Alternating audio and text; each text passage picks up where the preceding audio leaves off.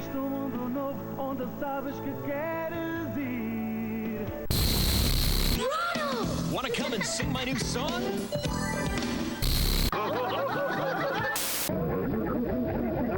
It's a crisp morning in 1995, and the unmistakable aroma of McDonald's French fries lingers in the air. Families, students, and office workers eagerly line up at the drive-thru, enticed by the allure of winning big through the Monopoly promotion.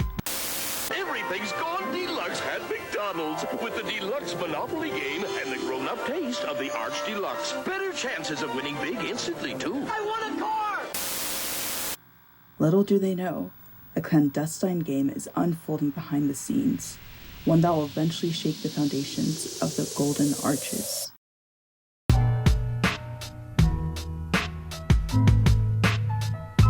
In 1987, McDonald's introduced one of the biggest marketing campaigns in the United States yet, which marked the inception of McDonald's Monopoly, which, to be fair, was a pretty genius idea. This promotion involved attaching Monopoly stickers to each of their signature food items, with some holding winning tickets that were distributed across the country.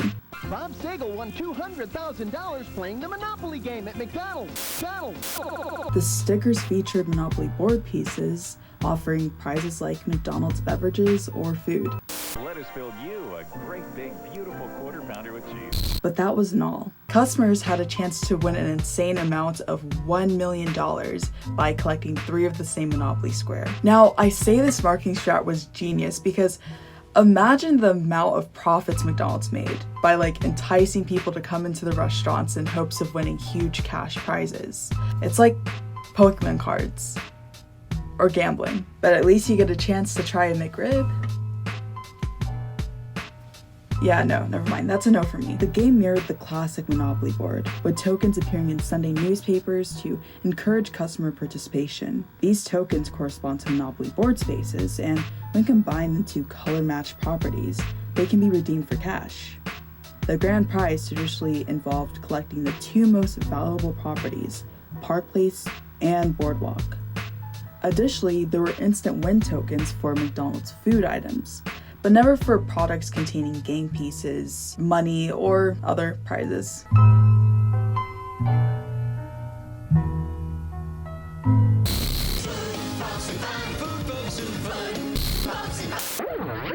Now, McDonald's, like every other fast food company and their mom, sometimes runs sweepstakes in order to attract customers through their doors. There's a problem though. Laws, even back then, mandate that companies couldn't oversee their own contests to prevent foul play and guarantee fair distribution of prizes.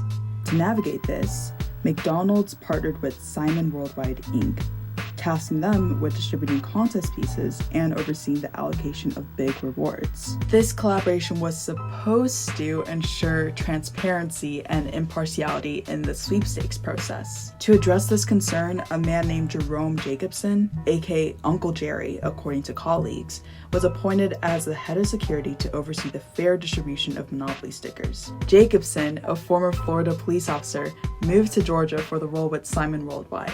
On the surface, he seems like a pretty ordinary guy with a healthy penchant for security. Little do his colleagues know that he harbors a secret plan to rig the game and line his pockets with a little bit more than just Big Macs. According to a truck driver who also worked for Simon Worldwide, Jacobson was notorious for his strictness with employees. He'd even go as far as inspecting workers' shoes to ensure they weren't stealing McDonald's stickers. Pretty odd detail, but it hinted at a larger secret. It turned out that under the facade of a model employee, Jerome was orchestrating a multi-million-dollar crime that involved the theft of the most valuable game pieces from the Monopoly promotion.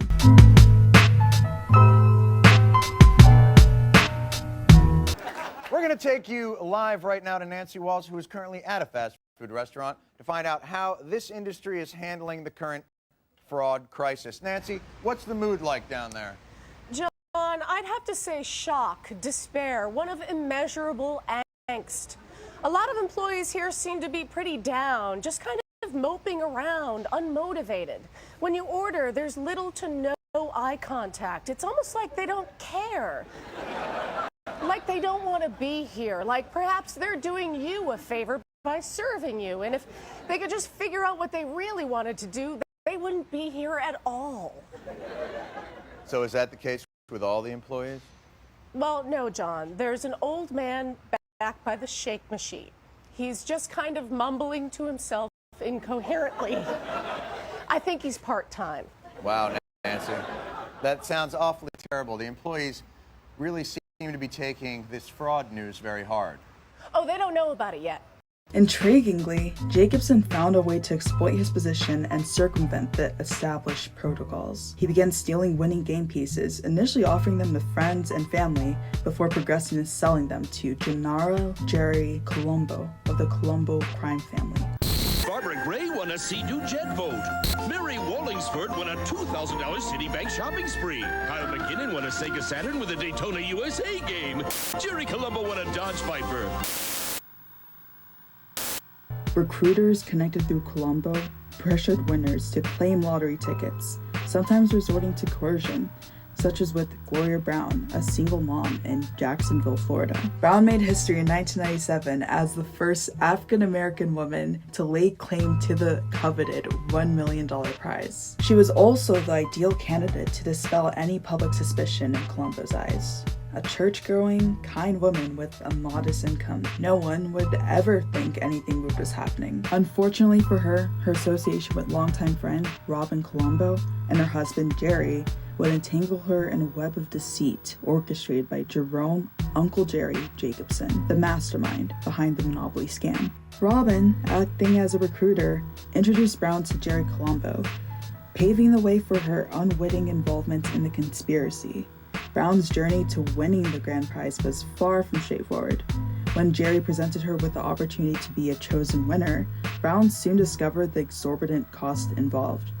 A hefty down payment amounting to tens of thousands of dollars. With financial constraints weighing heavily on her, Brown resorted to extreme measures, remortgaging her house to meet Jerry's demands. Handing over the initial payment in cash on the side of a highway, she found herself ensnared in a situation that felt increasingly suffocating.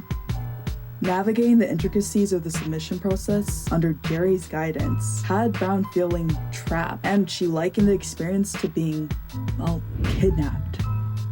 Despite her reservations, she concocted a cover story for the winning ticket, attributing its discovery to a chance encounter while cleaning her car. The aftermath of claiming the prize only exacerbated Brown's sense of disillusionment. Manipulated by Colombo into fabricating residency details and recording an answering machine message at an associate's home, she found herself grappling with the repercussions of her actions.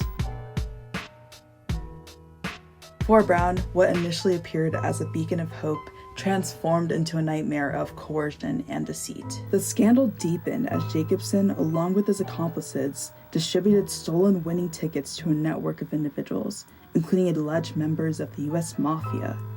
This network, comprising of various characters such as mobsters, psychics, strip club owners, convicts, drug traffickers, and even a family of Mormons, would claim the prizes on behalf of Jacob's associates.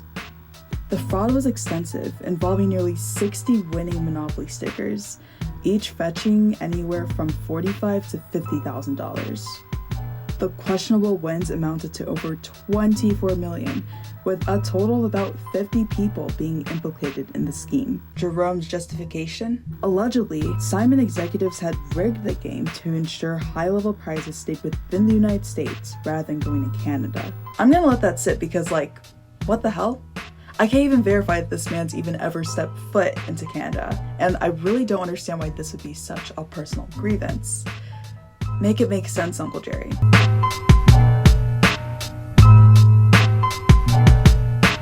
Jerry Colombo won a...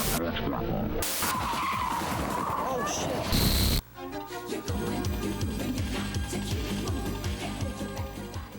But the web of deceit began to unravel when St. Jude's Children's Hospital received an anonymous letter containing a $1 million winning game piece. Despite the game's rules prohibiting prize transfers, McDonald's awarded the $1 million as a donation to the hospital. Investigations later revealed that Jacobson was behind the generous gesture, having admitted to sending the winning piece himself. The plot thickened further when Colombo's father-in-law emerged as another winner with a stolen $1 million Monopoly piece. Even with Colombo's death in the traffic accident, Jacobson continued his scheme with new accomplices, selling stolen game pieces under the guise of legitimacy. To Simon Worldwide and McDonald's, Jacobson still appeared to be a picture-perfect worker, but beneath the surface, a complex web of deceit was very much at play. The FBI eventually caught wind of the deception through an anonymous tip about that $1 million lottery winner, William Fisher, Colombo's father-in-law. As they investigated, they discovered a pattern linking the winners to Georgia and Florida, where Jacobson resided. In 2001, wiretaps were placed on Jacobson and recent winners, leading to his arrest and the subsequent confession to 9 counts of conspiracy to commit mail fraud.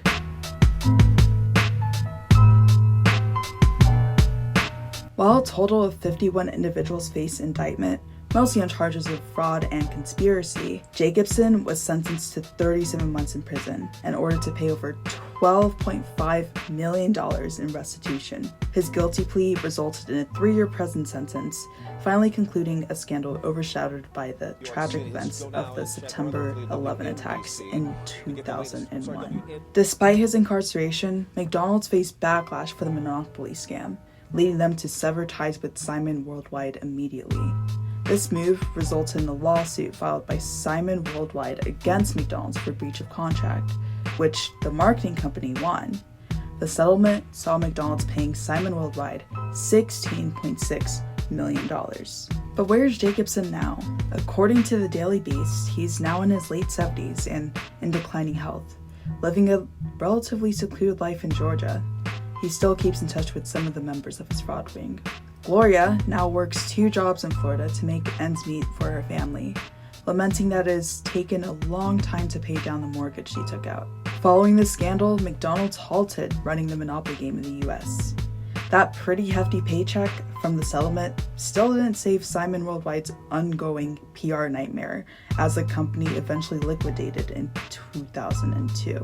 The aftermath of legal proceedings saw several convictions reversed on appeal, highlighting a complex web of deceit and manipulation that shook the foundations of a seemingly innocent promotional campaign.